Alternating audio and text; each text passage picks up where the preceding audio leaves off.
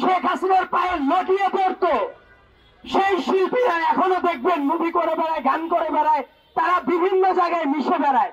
ঠিক 2023 সালে 24 সালে তাদের ভিডিও দেখবেন, তারা পৃথিবীর ইতিহাসের সবচেয়ে জঘন্যতম একজন স্বৈরাচারের পায়ে হাত দিয়ে মা মা করতে করতে মুখে ফেরা তুলে ফেলতো।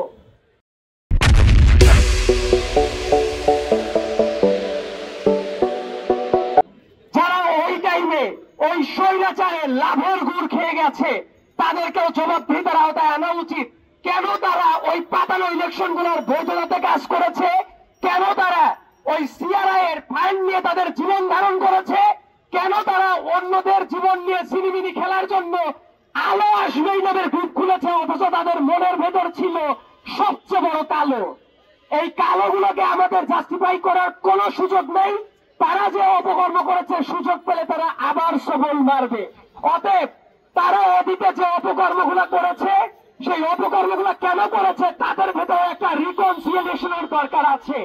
আমি বলছি না তাদেরকে হত্যা মামলা দিয়ে দিতে হবে, তারা যে কাজটা করে নাই সেই দোষে তাদেরকে দোষী করতে হবে, এটাও একটা অন্যায্য কাজ। কিন্তু প্রত্যেকটা মানুষেরই অনুশোচনা হওয়ার দরকার আছে, ট্রুথ এন্ড রিকনসিলিয়েশনের আমাদের দরকার আছে। তাদের ভেতরে যদি ওই রিয়ালাইজেশনটা আসে, তাহলে আমরাও মনে করতে পারি তারা তাদের ভুল বুঝেছে।